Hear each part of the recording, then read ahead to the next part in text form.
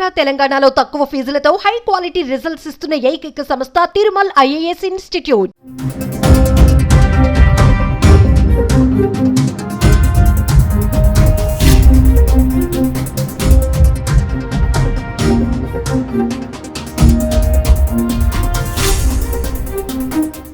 China virus HMPV వచ్చేస్తోందంటూ దేశవ్యాప్తంగా ఆందోళనలు మొదలయ్యాయి.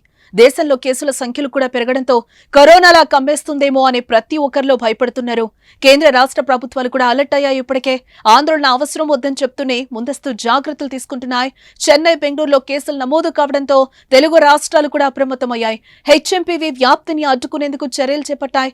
రెండు రాష్ట్రాల్లో హెచ్ఎంపీవీ కేసులు లేవని ప్రభుత్వాలు చెప్పి భయాన్ని కూడా తగ్గించాయి. కానీ హైదరాబాద్ లో డిసెంబర్లోనే 11 హెచ్ఎంపీవీ కేసులు నమోదైనట్టు మణి మైక్రోబయాలజీ ల్యాబ్ ప్రకటించడం ఇప్పుడు సంచలనంగా మారిందని చెప్పుకోవచ్చు. గత నెలలో పలువురు వైరల్ ఇన్ఫెక్షన్ తో బాధపడిన 258 మందికి శ్వాసకోశ వైద్య పరీక్షలు నిర్వహించగా అందులో 205 మంది ఎగువ శ్వాసకోశ సమస్యలున్నట్టుగా వెల్లడించింది. అలాగే 11 మందికి హెచ్ఎంపీవీ పాజిటివ్ ఉన్నట్టు తేలిందని మణి మైక్రోబయాలజీ ప్రకటించింది. ఈ వైరస్ తో ఎటువంటి భయం లేదని, చాలా ఏళ్లుగా భారత్ లో ఉన్నట్టు ఐసీఎంఆర్ కూడా ప్రకటించిన విషయాన్ని తెలిపింది. మణి మైక్రోబయాలజీ ల్యాబ్ తాజాగా ఒక ప్రకటనతో అంతా ఒక్కసారిగా షాక్ అయ్యారు. ఇతర దేశాలు, రాష్ట్రాల్లో వైరస్ వ్యాప్తిపై భయపడుతున్న ప్రజలకు హైదరాబాద్ లో 11 కేసులు నమోదై వారంతా డిశ్చార్జ్ అయ్యారని చెప్పడం ఇప్పుడు చర్చనీయాంశమైంది.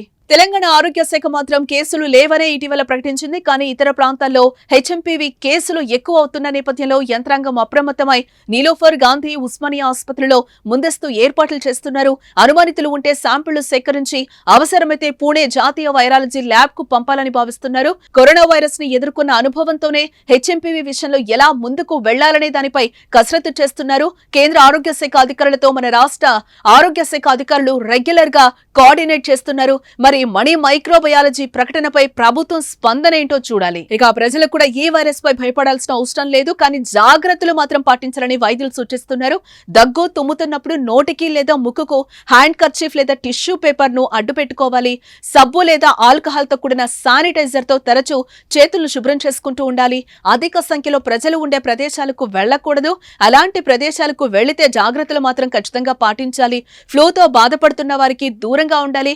జ్వరం, దగ్గు, జలుబుతో బాధపడుతుంటే బహిరంగ ప్రదేశాలకు అసలు వెళ్లకూడదు. పౌష్టికాహారం తీసుకోవాలి. బహిరంగ ప్రదేశాల్లో ఉమ్మి వేయకూడదు. దగ్గు, తుమ్ములు, జలుబు వంటి లక్షణాలు ఉంటే ముందు జాగ్రత్తగా వైద్యులనైతే సంప్రదించడం చాలా మంచిది. హెచ్ఎంపీవీ చిన్నపిల్లలు, వృద్ధులపైనే దాడి చేస్తుంది కాబట్టి వారిని మనం జాగ్రత్తగా చూసుకోవాల్సిన అవసరం ఎంతైనా ఉంది.